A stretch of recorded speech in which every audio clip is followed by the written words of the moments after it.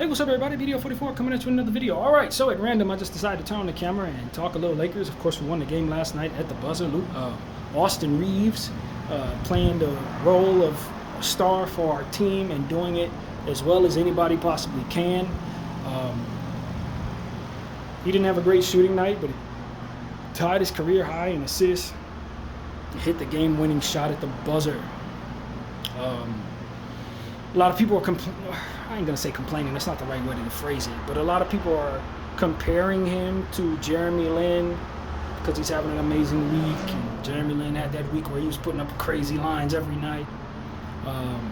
I see what they're saying, but I also respectfully disagree with it because I know Austin has already established himself as a very good player in this league already, so it shouldn't be so crazy to see him step his game up since he's been progressing slowly but surely throughout the course of the last 4 or 5 years since being a Laker. So I think it undermines his progression when you compare him to somebody who came out of nowhere and he immediately took advantage of an opportunity where the star was out and just put up crazy numbers while the star was out. And then from there, Jeremy Lin kind of went back down to earth and never kind of reached that level again. I don't think that's what we're seeing in Austin Reaves. I think that what he's doing is not some weird thing that he can't do again, but more so just progressions on what he had already been doing and more opportunities to do it. So I think Jeremy Lin has firmly established himself as somebody who is more or less an equivalent of a one-hit wonder, and I don't think Austin Reaves has done that. I think Austin Reaves has established himself as somebody who's ascending into all-star status, and as he continues to progress, as who knows what his ceiling is, only he knows how good he can ultimately become. So as he continues to wow all of us, I think the first thing people want to do is compare him to somebody who disappeared and never played like that again, and I just don't think that's fair to Austin, who's shown us that he's capable of doing big things, and for many years at this point, for 4 or 5 years. So that's what I want to say, man. I get it, and I understand that there's a lot of hate out there, racial-driven hate. I get it. I'm a black person. This is a black-dominated sport. It's kind of tough on black people when we see something we're controlling in such a demonstrative way getting taken over by people who don't look like us. That's not something that most people will admit, nor maybe even feel, but I do think that's a sentiment that you'll find in common areas where people are having these conversations. But at the end of the day, the racial dynamic pales in comparison to the character of the person that's doing all of this. He's a good guy, a humble guy, who's not stepping up saying, look at me, I'm the greatest thing ever, but more so saying, I don't want to talk about myself, I'm playing the game I love to play, and I'm trying to fill in what my team needs me to do, and I'm giving credit to my teammates for helping. And how can you not root for that? How can you not root for that? You know, so that's my point of view. I look at Austin Reaves as a class act, somebody we're lucky to have, the exact type of player I'd want to see sign a big-time deal, because I know he's going to make good on every bit of it, and I know he's not looking to exalt himself in the process. So that's one aspect of it. I think that's important. And another aspect of it is, you know, when people are talking about what he's doing out there, I was listening to a podcast, and they were talking about his game last night where he had, you know, not shot well, but ended up hitting the game winner. It was one guy sitting up saying, you know, essentially, Austin Reaves' shot that he made down the stretch of the game at the buzzer, why wasn't he able to do that throughout the fourth quarter repeatedly when the Lakers needed him to? And I just thought that was such a shallow take, because first of all, Austin was not having the greatest shooting night to begin with, and second of all, he literally had 16 assists. So what he was doing was getting other people involved and playing team ball. And I just don't think that a lot of people who are viewing this respect other aspects of the game other than the glamorous, you know, offensive scoring category. Like, there are other aspects of the game that need to be given just as much glory as we give bucket getting. And I've been hearing conversations all day about Austin Reaves when people are comparing him, just, you know, in comment sections, not necessarily people who understand the game very well, but just random people in comment sections comparing him to players that don't assist the ball. I've heard comparisons to Desmond Bain. Desmond Bain's not an assist guy. He's not a playmaker for others. He may get a couple assists here and there. I'm not saying he's completely deficient in that area, but like to say that comparison to Austin Reaves is somebody who makes others better and gets his scoring going. So I don't like the comparison there. I've heard people compare him to Cam Thomas. I'm like, Cam Thomas does not assist the ball at all. Cam Thomas, if he's not shooting, he's not doing anything. No disrespect to Cam because he's great at what he does, but like, he's not affecting the game in a way that makes anybody else better unless he's carrying his team by way of the scoring, which is an awesome thing, but like Austin does that and gets people involved. So on a night where the shot isn't falling, he has 16 assists and then still hits the game winner. Like, how you going to compare him to somebody who, if they're not scoring the ball, is not getting anything else done? I find I'm offended by that. As a basketball fan, it's like, yo, I'm sick of people looking at the scoring column and equating that to whether or not someone's playing well. A dude will walk away with 9 blocks, 10 points, and all they'll see is only scored 10 points. It's like, can we end the culture there with that? Can we just put an end to that aspect of this conversation? Normalize calling people out for not acknowledging the other aspects of the game that are significantly important. Cam Thomas 10 points and Austin Reaves 10 points are not the same if Cam Thomas didn't walk away with any assists and Austin Reaves walk away with 8 assists. Not the same thing.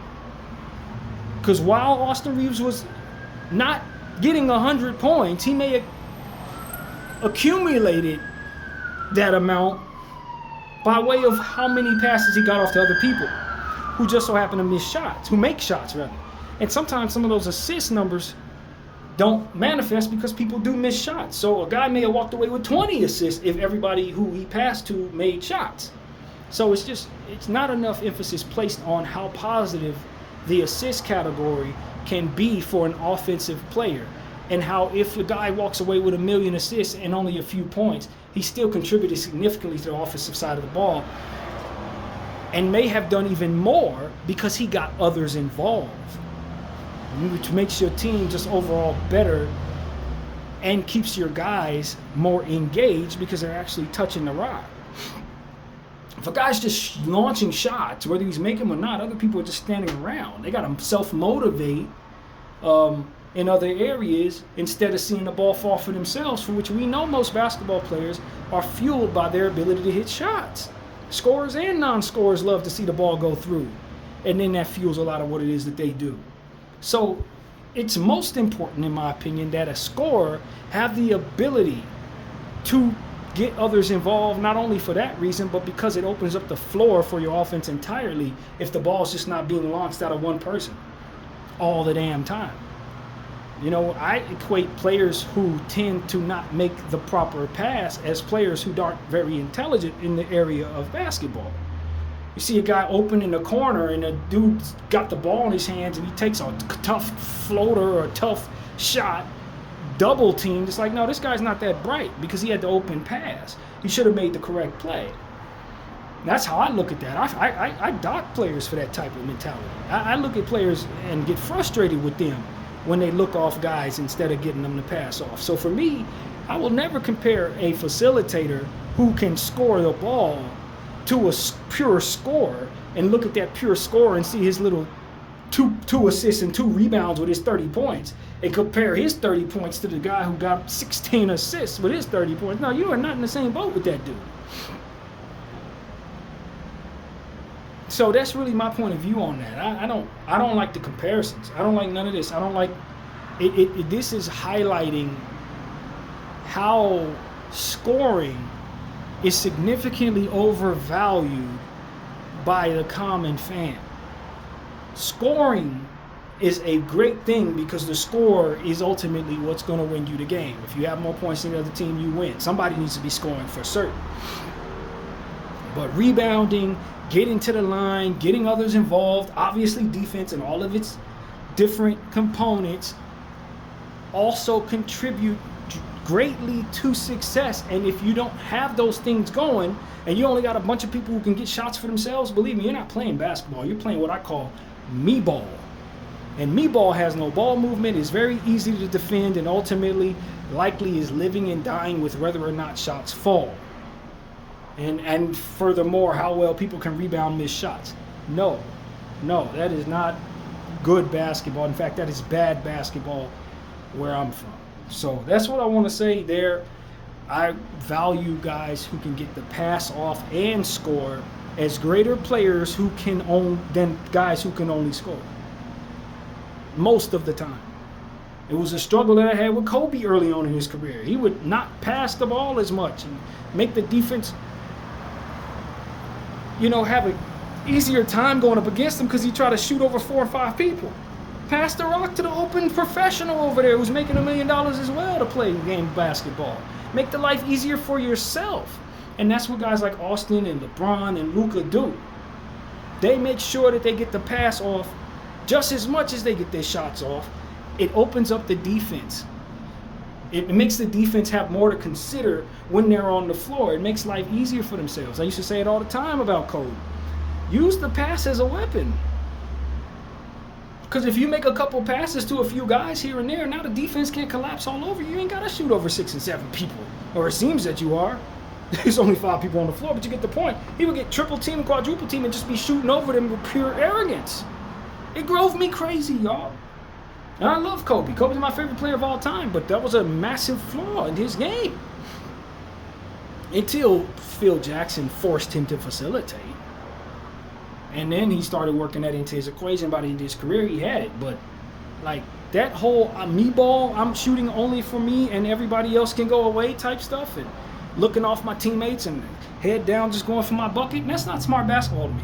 That's stupid basketball. And there's a lot of players who get heralded as great players historically who played stupid basketball and made life harder on themselves because of it. Nah, Austin ain't like that. And for those who are saying, Austin is a scorer who happened to have a good night at facilitating the ball. No, this is somebody who always facilitated the ball. Austin was a facilitator in college. He knew how to get his scoring, his assists, and his rebounds the entire time. He didn't learn that from LeBron. He brought that to the table. I think that's why LeBron respected him. That's why LeBron took to him so well so early, because this was somebody who could do all three on the offensive side very well and ball handle. So that's considered somebody who can play the game in the mind of a guy like LeBron James. You understand what I'm saying? That's why he liked Austin so damn much, because the guy could do many things on the court other than just scoring. So for me, it's just like, you got people up here talking about Austin Reaves. I can tell they didn't watch a lot of him, or they don't know of him until he got to the Lakers, or whatever the case may be. Because if they did know his game, they would not be surprised that he's able to get assists off and rebounds and score at the same game. You know what I mean? And none of this is surprising, man. Because he's a natural born point guard who knows how to get others involved, who knows how to get his own shot, who respects the importance of getting to the line repeatedly. And as a result, he is a very, very productive basketball player. This is not an anomaly. And so that's really what I want to say, man. I feel like I'm on the defense of Austin Reaves, and I've had my criticism of Austin's game, particularly in areas of efficiency scoring the ball. That's been my problem with him, is he can go 5 for 20. He'll still get his assists and rebounds, but like we end up bricking so many damn shots and not getting the ball to more efficient players. But when he's efficient, for which he's been, we're really, really difficult to beat. And that's what I like to see. As long as he's able to hit shots consistently, on top of the other things that he does naturally, he's going to play all-star ball. Because his game hasn't worked into the equation where if you double him, he's going to make the perfect pass, just like the other great players in this league. You know what I mean? And so that's my take on Austin. I'm a huge fan of his game, and I was a huge fan from the day one. As soon as I heard that we were trying to bring in this undrafted guy, I did homework on him and realized this was his game. This was exactly what he did.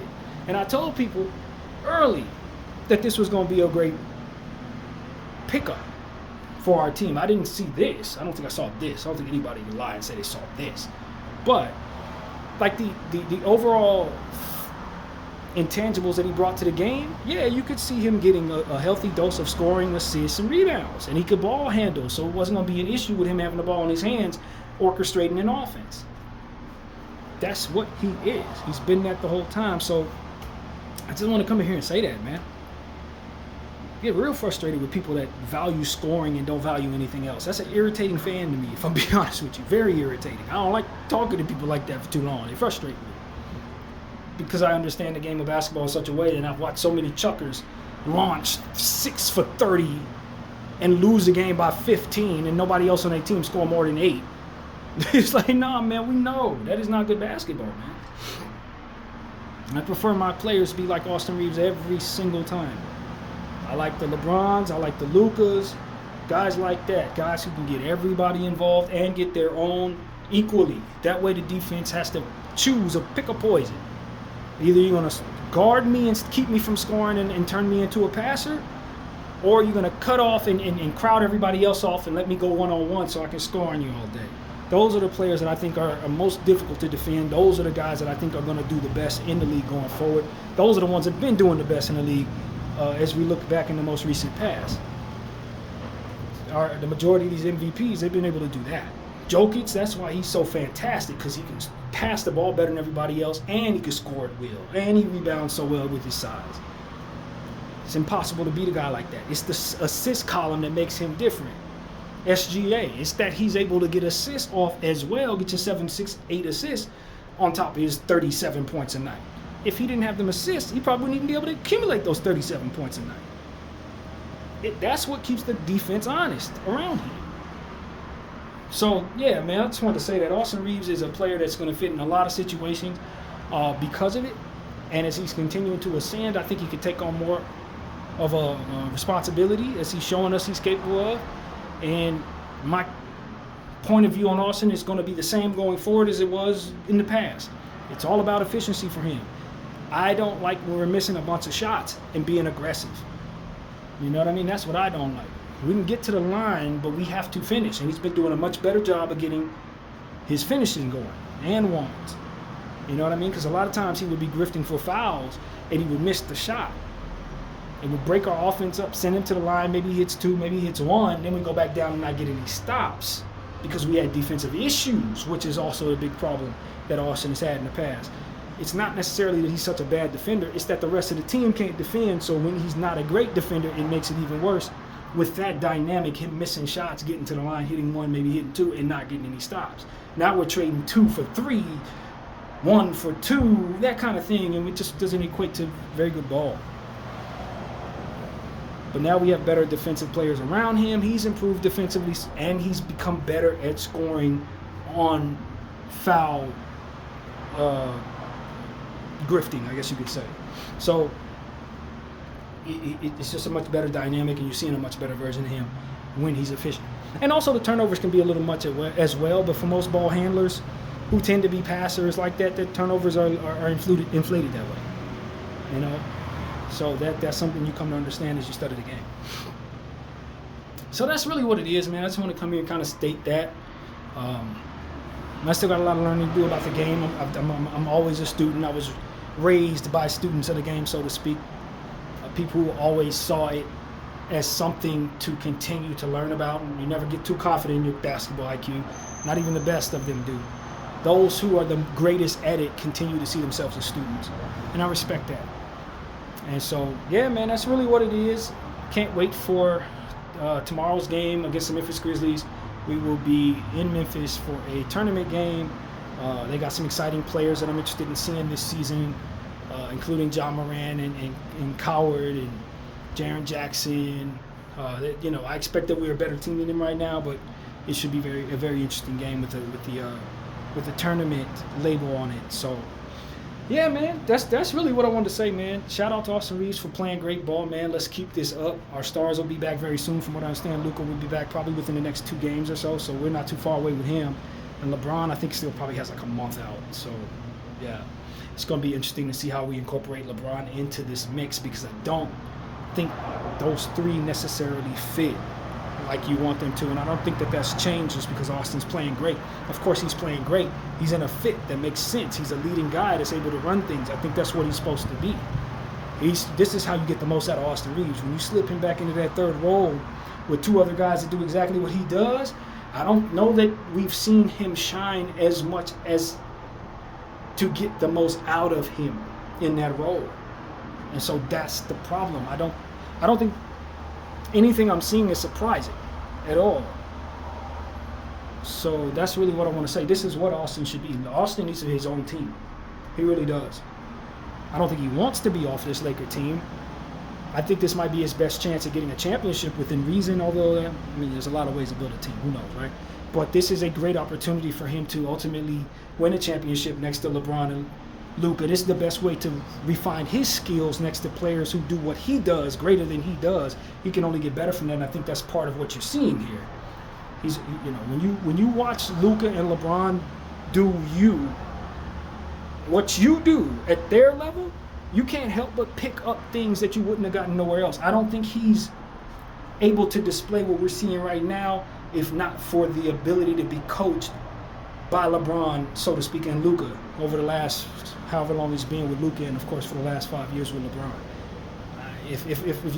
If Austin was, let's say, if he would have went to Detroit and he ain't had nobody else to learn from, I don't think you see this level.